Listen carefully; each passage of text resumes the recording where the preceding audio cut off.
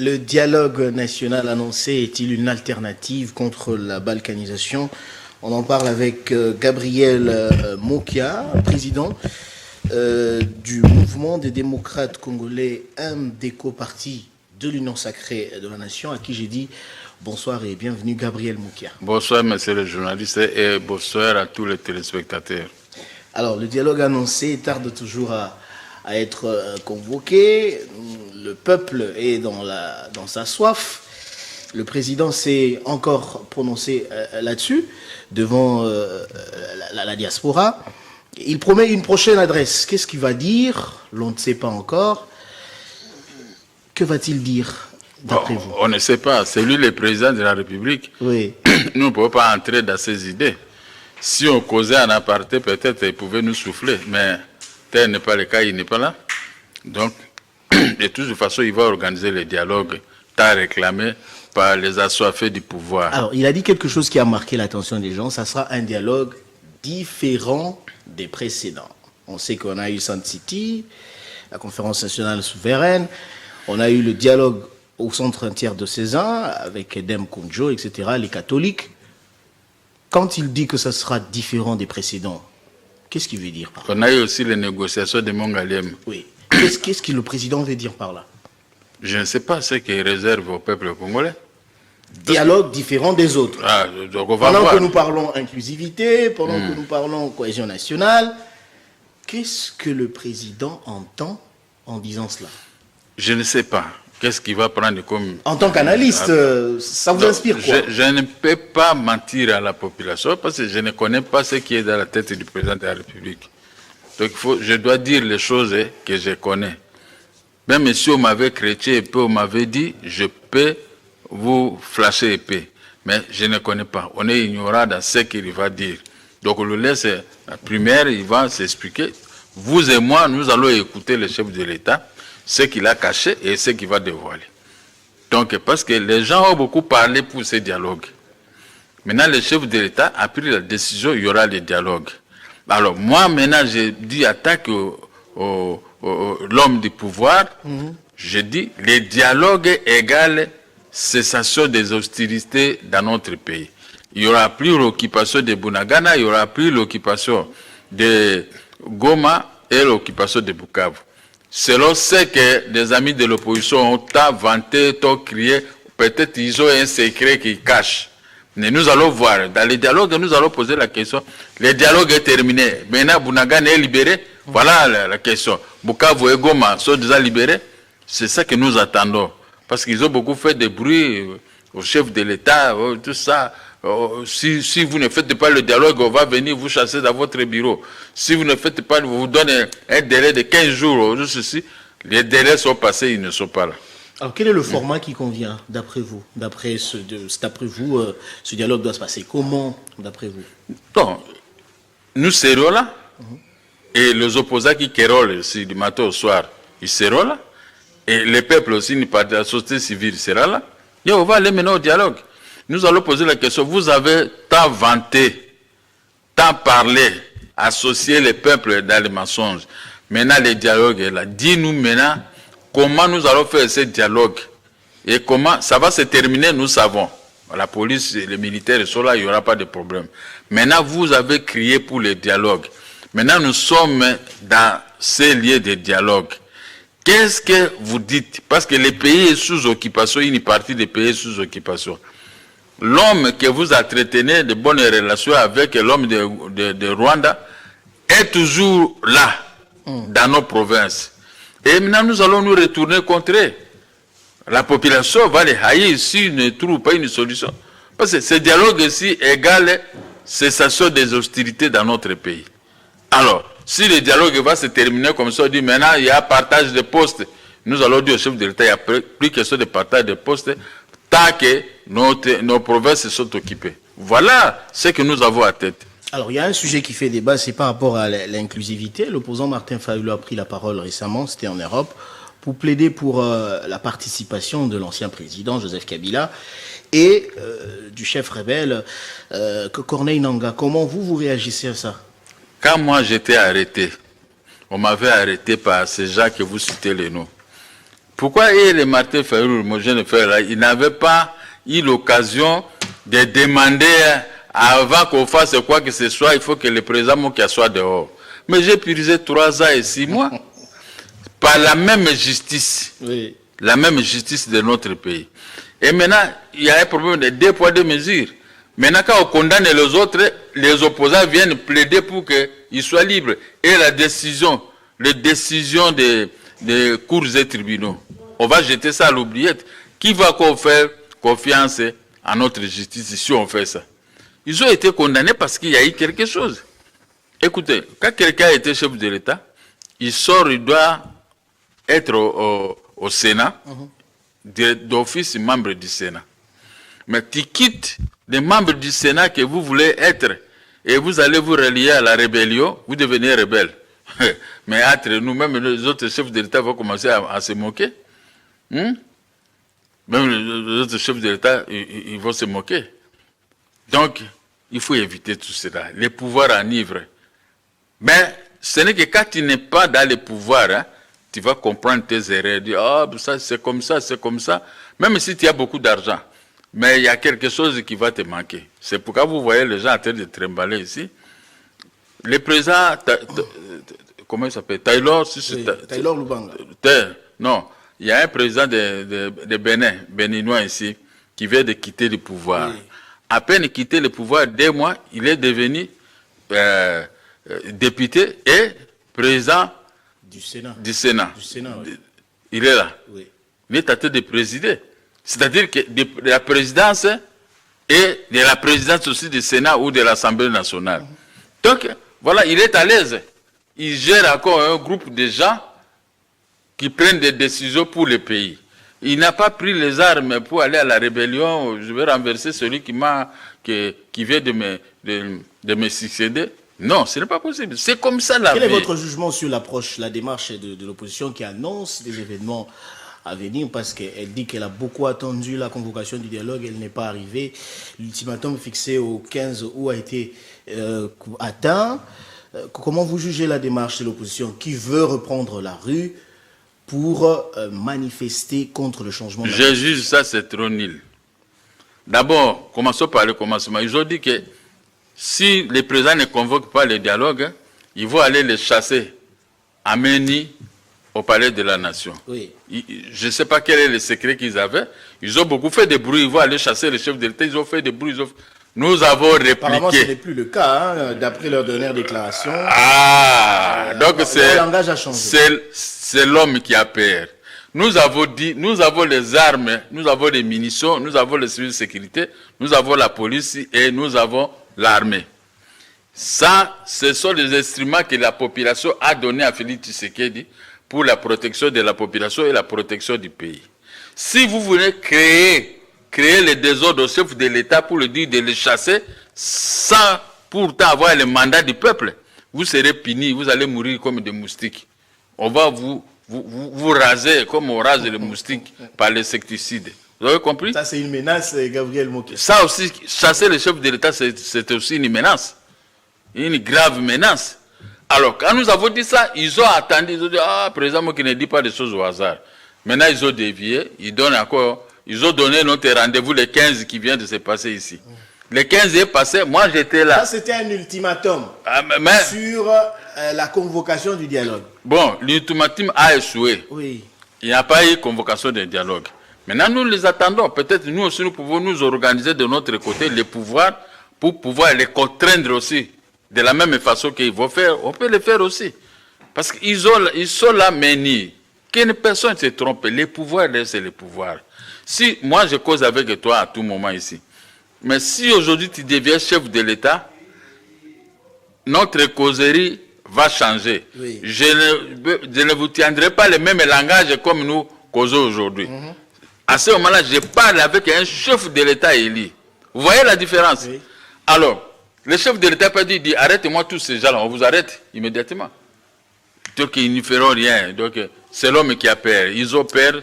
Les ultimatums là qui donnent. Nous aussi, nous sommes capables de donner l'ultimatum. Est-elle forte ou faible d'après vous, cette opposition?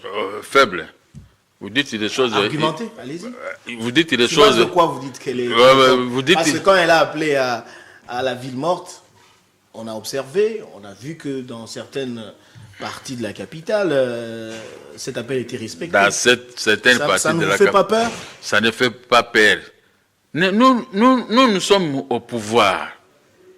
Celui qui est au pouvoir, il doit avoir peur de celui qui est mené. Ah non, ce n'est pas possible, mon cher. Il ne faut pas rêver qu'on doit avoir peur. Avoir peur de qui? On doit avoir peur de personne. Donc, le pouvoir reste le pouvoir.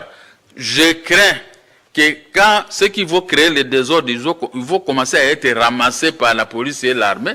C'est ceux qui vont commencer à crier à la communauté internationale. Oh, on nous a fait ceci. Oh, la dictature. Mais ce qu'il faut là, ce n'est pas la dictature. Parler poliment avec un chef de l'État. Je dis que tu es là, si tu es chef de l'État, moi, malgré moi, je vais vous parler avec politesse. Je ne dois pas vous parler comme un bandit. Ça, c'est du banditisme. La même article 64, donc, qui vante, ça va se retourner contre eux. Prendre le pouvoir par la force, c'est interdit par la même constitution. Bien, on lit l'article 64 autrement. Mais si c'est dans le bon sens qui est cet article, vous ne pouvez pas vous hasarder. Mais on va voir. Les jours avancent. Hein. Les 15, ce n'est pas loin. D'ici peu, les 15. Est-ce que le dialogue annoncé aujourd'hui peut être considéré comme la piste de solution convenable pour endiguer la crise, d'après vous? Le Kouta, La crise sécuritaire. je dis c'est faux. C'est faux? C'est faux. Parce que vous, les Congolais, vous ne voulez pas voir les choses. Les dialogues annoncés, vous n'avez pas les armes. Qui a les armes dans ces dialogues? En dehors de Félix Tshisekedi. Ils sont déjà menés. Maintenant, comment on veut résoudre ces problèmes? Pendant que celui qui crée les désordres dans notre pays, c'est Kagame, un étranger, qui veut toujours le bien de la République, il veut les provinces. Il a déjà pris deux provinces de notre pays. Quelques parties de ces provinces. Quelques parties de ces provinces. Parce que Béni n'est pas prise.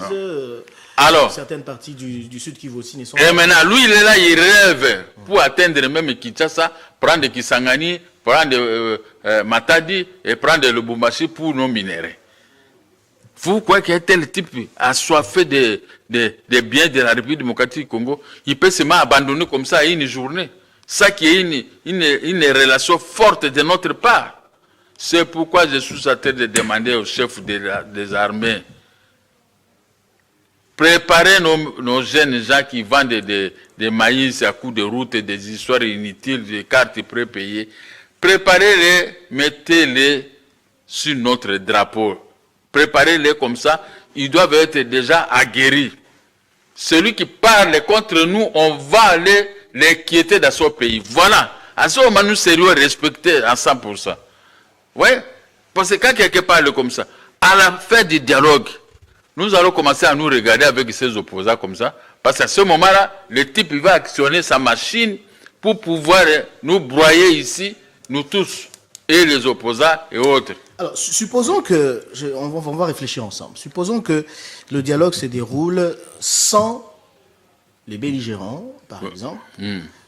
Si on fixe comme objectif la fin de la guerre, l'objectif de ce dialogue, la fin de la guerre, si ceux qui ont pris les armes ne participent pas, comment on arrive à résoudre ce problème, d'après vous? On n'arrivera pas à résoudre ce problème. Donc, il faut plus d'inclusivité.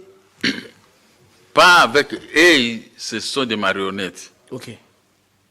Celui qui a la clé de notre guerre ici, c'est un seul type. L'homme de Kigali.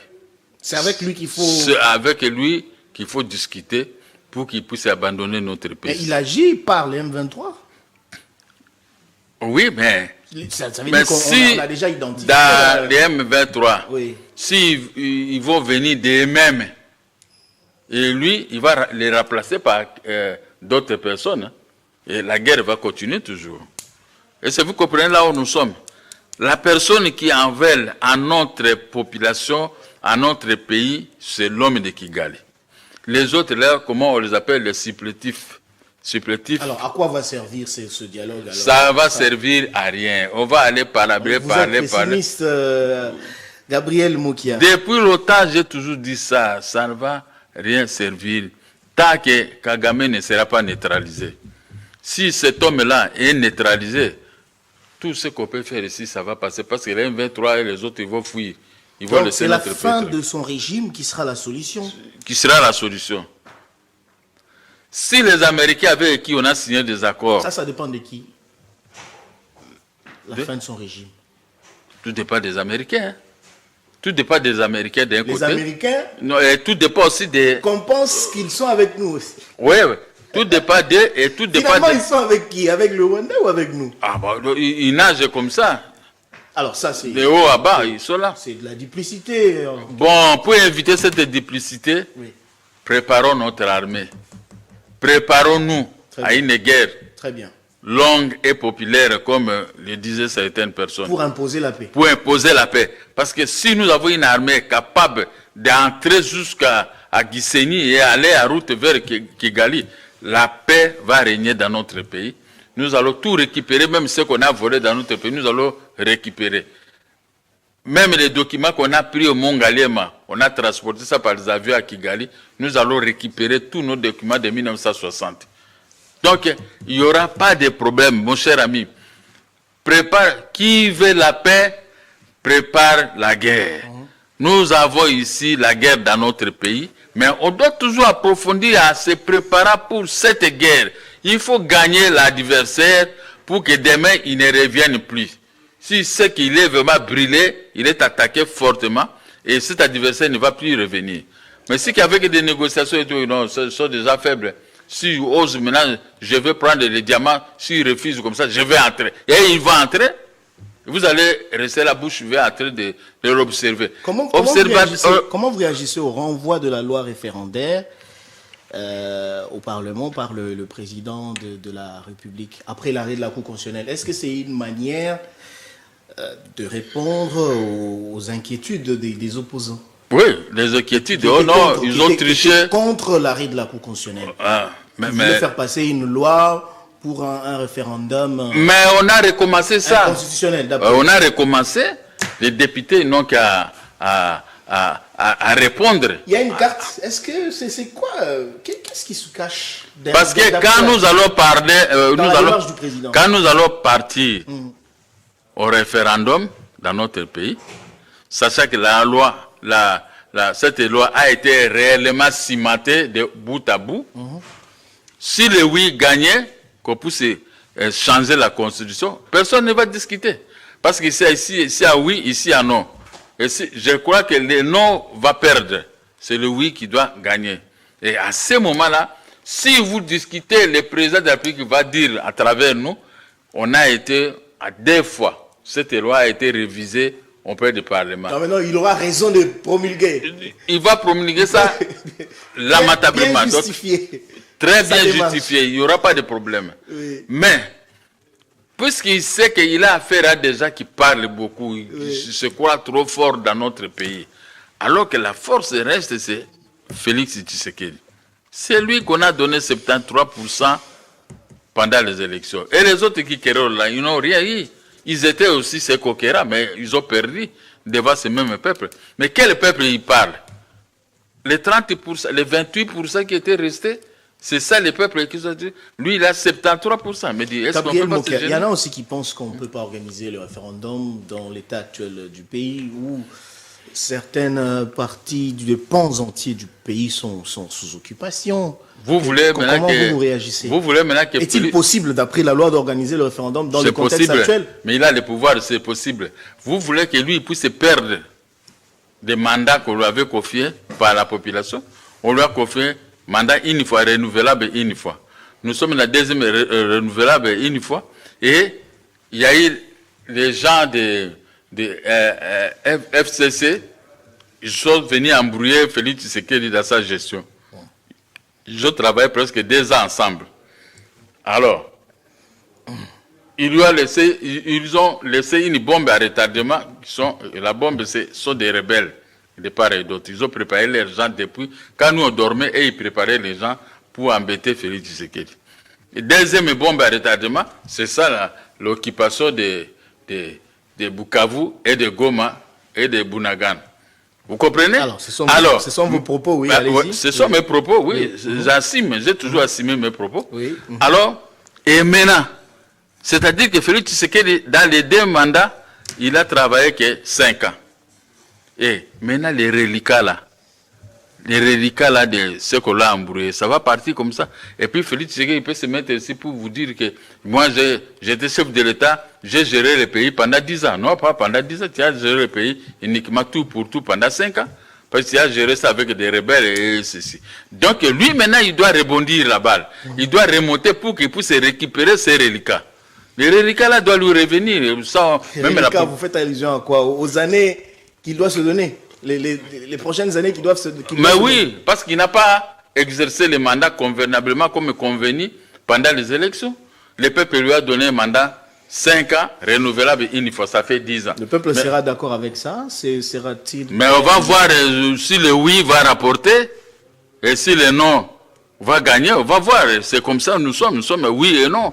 On attend, il faut laisser la chance au pouvoir à place de s'exercer, d'aller jusqu'à organiser ce référendum. Si le référendum dit oui, Félix Tshisekedi, nous sommes d'accord pour pouvoir changer la constitution, il va changer. À ce moment, il y aura un mécanisme pour pouvoir récupérer ces reliquats qu'il avait perdus. Alors, Gabriel Mouka, comment voyez-vous l'avenir de ce pays? C'est bien bon, hein? Il y a eu des dialogues qui ont abouti à des postes, etc. Au-delà des objectifs politiques, parlons État, parlons pays. Comment voyez-vous l'avenir de notre pays, la République démocratique du Congo, qui continue d'être toujours un pays sous-développé, et les politiciens, eux, par le poste? Depuis 1960, oui. Il y a eu toujours cette imbroglio-là. Depuis 1960. Moi, j'étais trop petit quand ma mère dansait au cas office là-bas à Bumba, quand on chantait le nom de Lumumba. J'avais juste 6 ans ou quoi, là, 5 ans. Donc, j'avais cru on sera dans un paradis. Ma mère a dansé avec ses amis, et tout ça la nuit, Lumumba, tout ça. On a l'indépendance. Bon, je ne comprenais pas bien l'indépendance parce que j'étais trop petit. Et j'avais cru maintenant, quand je suis entré dans les études, on parlait de l'indépendance, ok, c'est la liberté totale. Mais maintenant, nous ne jouissons pas de cette liberté. À chaque fois, il y a Jaskram, les Belges là, ils viennent avec l'armée, une autre armée, pour attaquer la République démocratique du Congo. Jaskram est parti, on l'a neutralisé. Maintenant, les gens sont arrivés jusqu'à avoir Maman Marie, Olenga et consorts. Ils ont pris Kisangani, ils ont pris presque partout. Ils ont pris même une partie de Bumba là-bas. Donc, ils ont pris là-bas une partie de l'Équateur. Vous voyez? Donc, on est toujours dans l'imbroglio. C'est terminé vers 1970 et quelques. Il y a eu Moba 1, Moba 2 et tout ça, il y a eu la guerre. Mais comment voulez-vous un pays qui est toujours sous la prise de guerre puisse être développé? Parce que l'argent qu'on produit, ça part toujours dans l'achat des munitions, paiement des militaires. Donc la problématique, si je vous comprends bien, la problématique demeure la question de la guerre qui nous freine. C'est la guerre qui nous freine à tout moment. Okay. Et puis maintenant, on se retrouve devant la population congolaise qui refuse de faire correctement son travail. Quand on vous met dans un poste, vous êtes venu là-bas pour voler. Alors, tout l'argent que vous volez pour aller investir ailleurs. Mais les pays restent nus.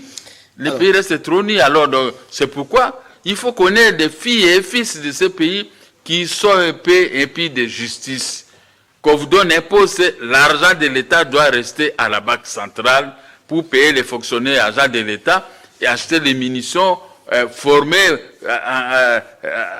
prendre d'autres militaires en société et faire ceci, et on sera très bien. Mais avec nous ici aujourd'hui, ce n'est pas ça. On parle toujours de la guerre.